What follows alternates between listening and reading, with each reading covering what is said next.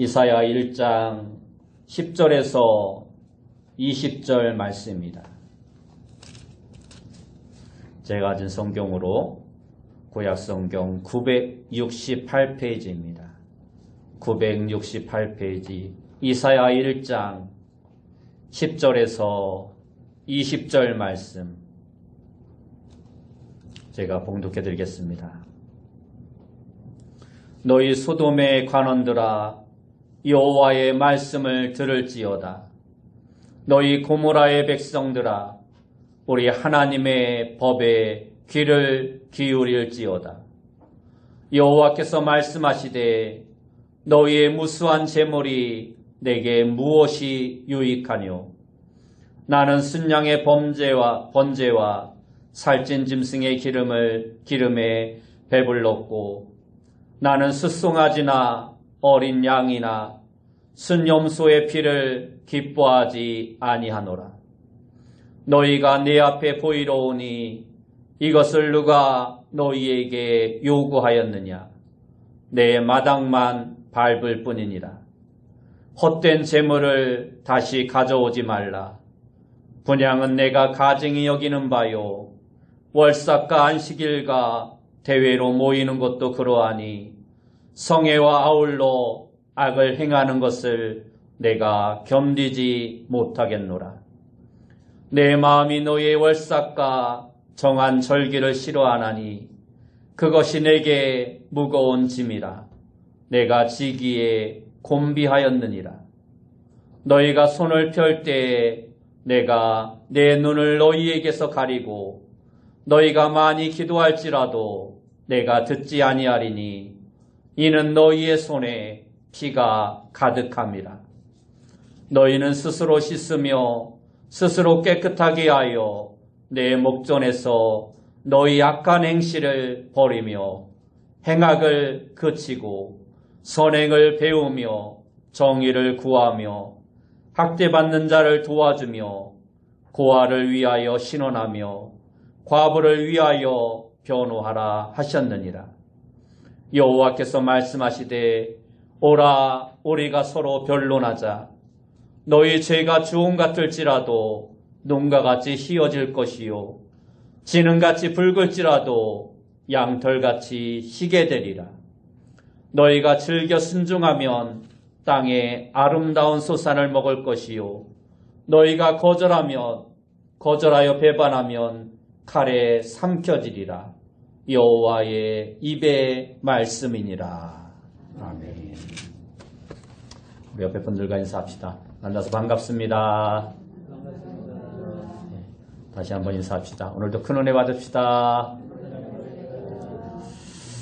오늘 우리가 읽은 말씀을 통해서 참된 예배자의 삶, 참된 예배자의 삶이라는 제목으로 함께 은혜의 말씀을 나누기 원합니다. 오늘 말씀은 BC 8세기경에 활동했던 이사야 선지자가 이스라엘 남유다 왕국의 실상을 있는 그대로 기록하고 있는 내용입니다. 당시 예루살렘과 유대민족은 풍전등화와 같은 국가적인 위기 상황에 놓여 있었습니다. 북쪽의 바벨론 제국이 점점 강해지면서 이스라엘을 침략할 위험성이 점점 고조되었기 때문입니다. 그런데 그보다 더 안타까운 것은 그러한 풍전등화의 상황에서 이스라엘 백성들은 신앙적으로도 타락하고 도덕적으로도 부패하여 하나님의 위로와 도움은 고사하고 오히려 책망을 받고 있었다라는 것입니다. 이사야 선지자는 이스라엘의 이러한 모습을 예배의 실패라고 규정하고 있습니다. 예배에 실패한 그들이 다시 회개하고 돌아서야 되는데 끝까지 버티다가 결국에는 하나님의 진노와 심판을 받게 될 것이라 말씀하고 있습니다.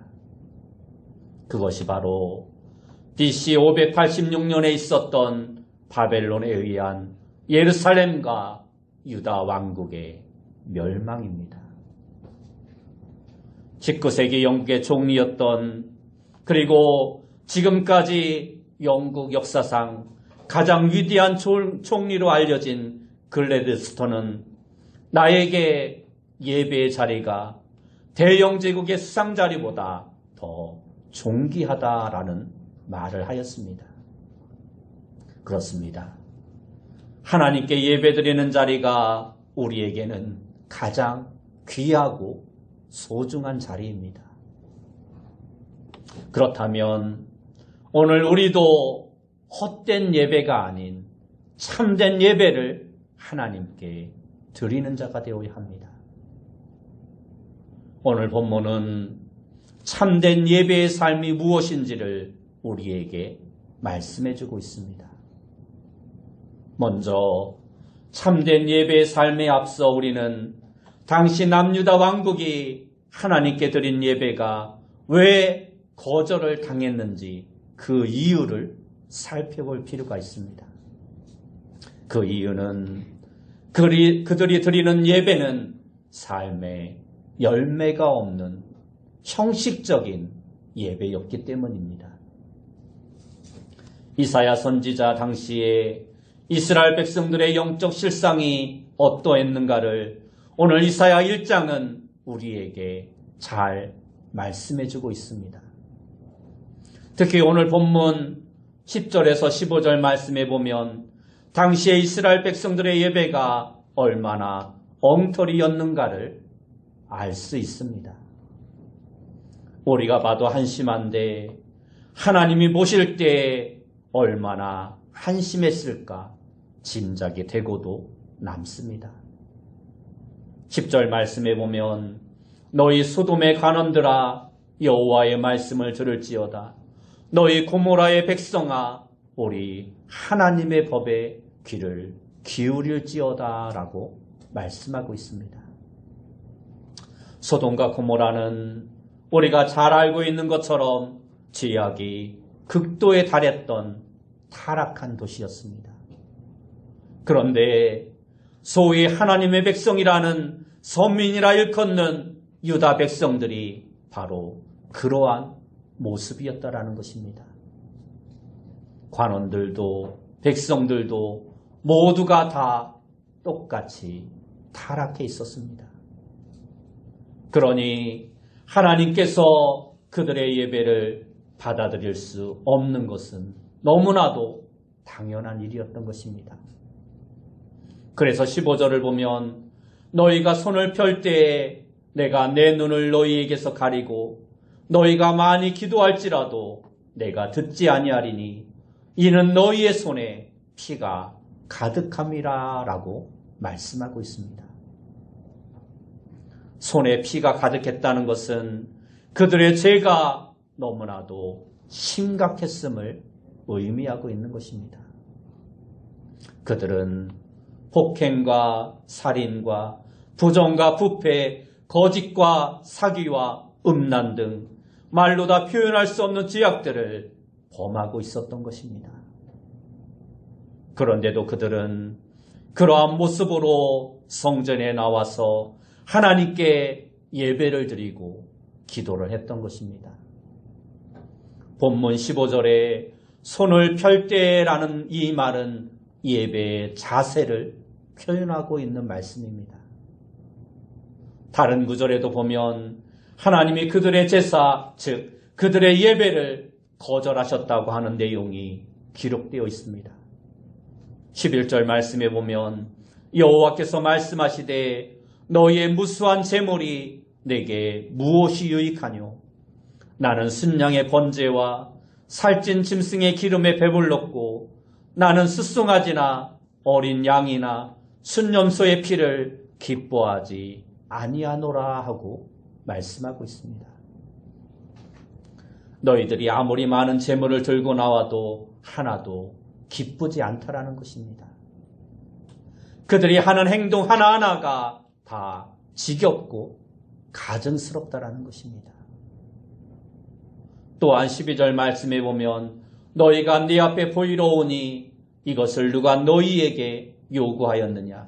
내 마당만 밟을 뿐이니라 말씀하고 있습니다. 죄를 품은 채로 하나님 앞에 나와 봤자 아무 소용이 없다라는 것입니다. 13절과 14절 말씀에도 헛된 재물을 다시 가져오지 말라. 분향은 내가 가증히 여기는 바요.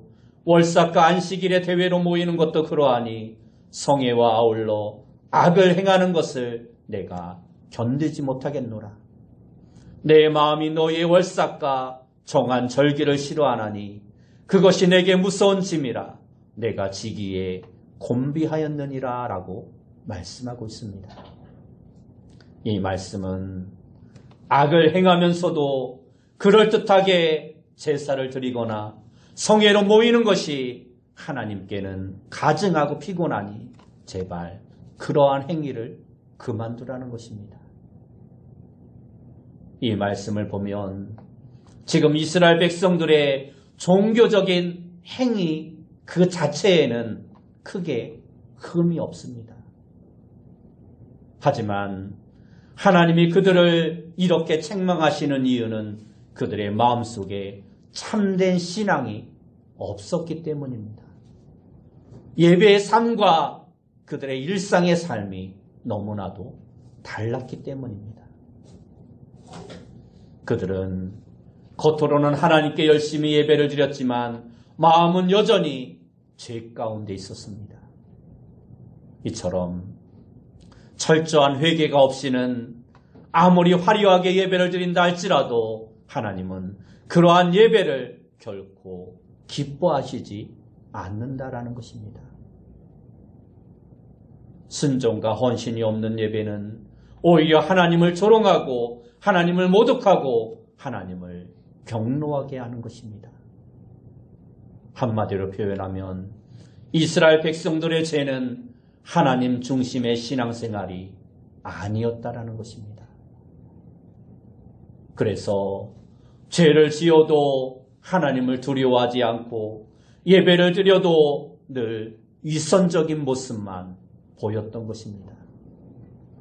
그래서 하나님이 이사야 선지자를 통해서 강조하신 것은 너희들이 예배를 드리기 전에 먼저 해결해야 할 것을 철저하게 회개하고 돌이켜 하나님께로 돌아서라는 것입니다. 그래야 이스라엘 백성들이 비로소 하나님의 은혜와 축복을 누릴 수 있게 된다는 것입니다. 여러분, 예배는 내가 하나님을 기쁘시게 해드리는 것입니다. 그런데 하나님이 다 보고 계시는데도 이러한 공적인 예배 때의 모습과 일상생활 속에서의 우리 모습이 달라서는 안 되는 것입니다. 그러한 삶의 예배가 없는 예배는 하나님께 100번, 1000번이라도 거절하실 수밖에 없는 것입니다. 그렇다면 하나님께서 기쁘시게 받으시는 예배는 어떠한 예배를 말씀하고 있는 것일까요? 앞에서 말씀드린 예배와는 정반대로 하나님이 기뻐하시는 예배는 우리의 삶에 반드시 열매가 있어야 한다는 것입니다. 하지만 우리는 죄인이기 때문에 늘 부족하고 실수도 많이 합니다. 그런데 정말 다행인 것은 하나님께서는 그러한 우리의 연약한 체질을 이미 다 알고 계신다라는 것입니다. 그래서 하나님은 우리에게 완전함을 요구하시지 않습니다. 부족하거나 실수로 죄를 범했으면 다시 돌아서라고 말씀하시며 그렇게 더 열심히 노력하면 된다라고 말씀하십니다. 그래도 또다시 죄를 범했으면 다시 하나님 앞에 나아가 회개하면 된다는 것입니다. 그렇게 살다 보면 우리의 삶이 점점 더 거룩하게 변해진다는 것입니다. 그것을 가리켜서 우리는 성화라고 말을 합니다. 비록 부족하고 연약하지만 이러한 진저성 있는 모습을 하나님께서는 우리에게 원하시는 것입니다. 16절과 17절 말씀에 보면 너희는 스스로 씻으며 스스로 깨끗하게 하여 내 목전에서 너희 악한 행실을 버리고 악행을 그치며 선행을 배우며 정의를 구하며 학대받는 자를 도와주며 고아를 위하여 신원하며 가보를 위하여 변호하라 하셨느니라 하고 말씀하고 있습니다. 이 말씀은 죄는 깨끗하게 씻어야 하고 악은 무조건 버리라는 것입니다. 그리고 거기에서 한 걸음 더 나아가 반드시 선한 행실을 우리의 삶을 통해 실천하라는 것입니다. 18절의 말씀은 우리에게 너무도 중요한 말씀입니다. 여호와께서 말씀하시되 오라 우리가 서로 변론하자. 너희의 죄가 주홍 같을지라도 눈과 같이 희어질 것이요 진흥같이 붉을지라도 양털같이 희게 되리라 하고 말씀하고 있습니다. 여기서 오라라는 이 말씀은 히브리어로 레쿠라라는 단어인데 이 말은 원래 법정 용어로 재판장이 피고에게 마지막 선고를 하기 전에 모두 일어서시오라는 그러한 말과 같은 것입니다. 그러므로 이 말은 하나님이 우리의 재판장으로서 유다 백성들에게 일어나라고 말씀하시는 내용입니다. 그리고 변론하자라는 말씀 역시 법적인 용어인데 논쟁을 통해서 시시비비를 가려보자라는 것입니다. 이것은 그들을 정죄하고 심판하려는 것이 아니라 회개를 통해서 그들을 용서해 주시고 다시 회복시켜 주시겠다라는 말씀인 것입니다. 오늘 우리도 마찬가지입니다. 우리는 부족하고 허물투성이지만 우리가 회개하면 하나님은 우리의 모든 죄를 다 용서해 주시고 우리를 다시 받아주신다라고 말씀하고 있습니다. 이사야 59장 1절과 2절에도 보면 이러한 말씀이 있습니다. 여호와의 손이 짧아 구원하지 못하심도 아니요 귀가 둔하여 듣지 못하심도 아니라 오직 너희 죄악이 너희와 너희 하나님 사이를 갈라놓았고 너희 죄가 그의 얼굴을 가리어서 너희에게서 듣지 않으시게 함이니라 하고 말씀하고 있습니다. 하나님과 우리 사이에는 본래 거리가 없었습니다. 왜냐하면 하나님은 영이시고 어디에나 계시는 분이시기 때문입니다. 그런데 우리에게 죄가 있으면 하나님과 우리 사이가 멀어진다라는 것입니다.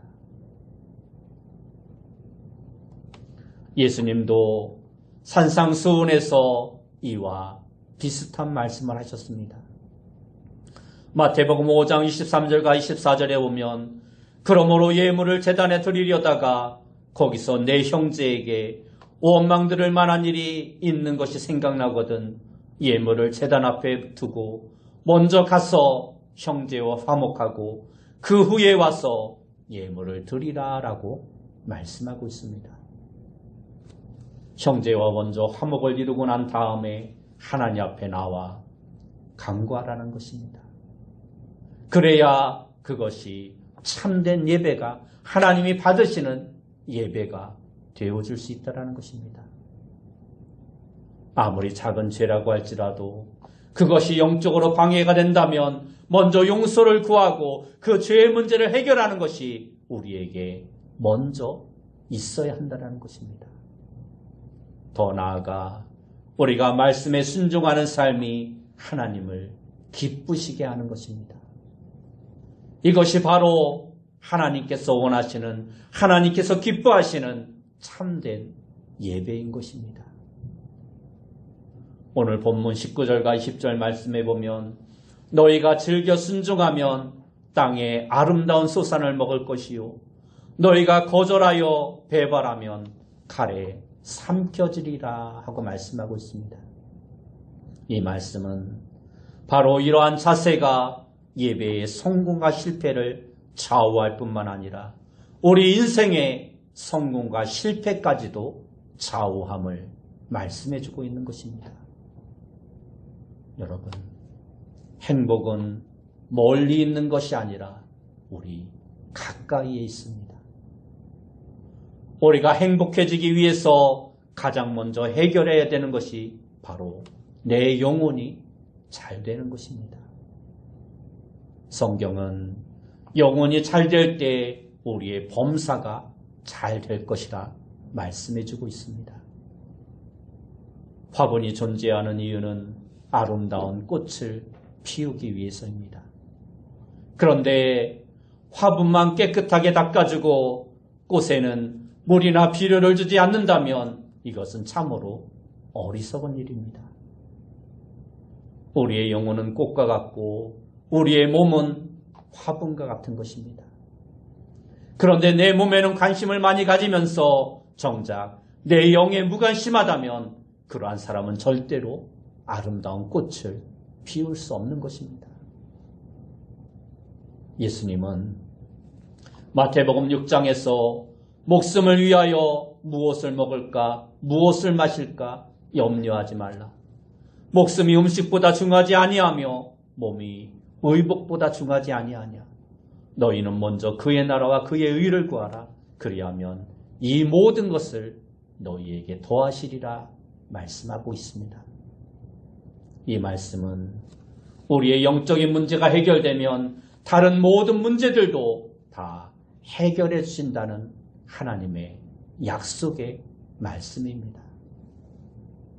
이처럼 행복은 우리가 예배를 통해서 하나님을 만나는 데에서 시작되는 것입니다. 스위스의 법학자이며 철학자인 칼 힐티는 그의 저서인 행복론이라는 책에서 인생 최대 행복은 하나님 곁으로 가까이 가는 것이다 라고 말을 했습니다. 하나님은 오늘도 우리에게 나에게로 오라고 예배의 자리로 우리를 초청하고 있습니다.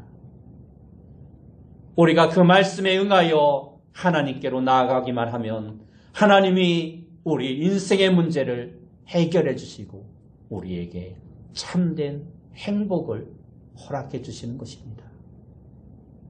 그러면 마지막으로 우리가 드려야 될 예배는 구체적으로 어떠한 예배일까요? 하나님께서 기뻐하시는 예배는 이사야 선지자의 말처럼 삶으로 드리는 예배가 되어야 합니다. 그러기 위해서 예배를 두 가지로 나누어서 생각해 볼 필요가 있습니다. 먼저 우리가 시간과 순서를 정해놓고 교회에서 드리는 공적인 예배를 공예배라 부릅니다. 이것은 우리에게 있어서 가장 기본이 되는 예배로서 성도에게 있어서 매우 중요한 예배입니다. 그리고 또 한 가지 중요한 예배가 있는데 바로 우리의 일상의 삶의 예배입니다. 하나님은 공예배의 현장에만 계시는 분이 아니라 우리의 일상 현장에도 똑같이 계시는 분이십니다. 하나님이 우리의 일거수일투족을 다 감찰하시고 계십니다. 그러므로 우리의 모든 삶이 넓은 의비에서 예배라는 것을 우리는 깨달아 알아야 합니다. 로마서 12장 1절에 보면 그러므로 형제들아 내가 하나님의 모든 자비하심으로 너희를 권하노니 너희 몸을 하나님이 기뻐하시는 거룩한 산 제물로 드리라. 이는 너희가 드릴 영적인 예배니라 하고 말씀하고 있습니다. 여기서 몸은 육체뿐만이 아니라 인격과 삶 전체를 의미하고 있는 것입니다. 한마디로 공적인 예배 외에도 우리의 모든 삶이 다 예배의 연장임을 오늘 성경은 우리에게 말씀해주고 있는 것입니다. 주일날 교회에 와서 하나님 안녕하세요 라고 말하고 예배를 마치고 돌아가면서 하나님 안녕히 계세요라고 말하는 성도가 있다면 여러분은 어떻게 생각하십니까? 참으로 웃긴 성도라고 말을 할 것입니다. 그런데 실제로 그렇게 살아가는 성도들이 너무나 많다라는 것입니다. 예배를 드리고 교회 문을 나서는 순간부터 하나님은 잊어버리고 월요일부터 토요일까지 내 일에 정신없이 바쁘게 살다가 주일날 성경책만 들고 나와서 예배를 드린다라면 그것은 하나님 안녕하세요, 하나님 안녕히 계세요라는 그러한 성도와 다를 바가 없다라는 것입니다. 썬데이 크리스천이라는 말이 있습니다. 이 말은 주일만 잘 지키는 성도를 가리키는 말씀입니다. 그러나 우리는 썬데이 크리스천이 아닌 에브리데이 크리스천이 되어야 합니다.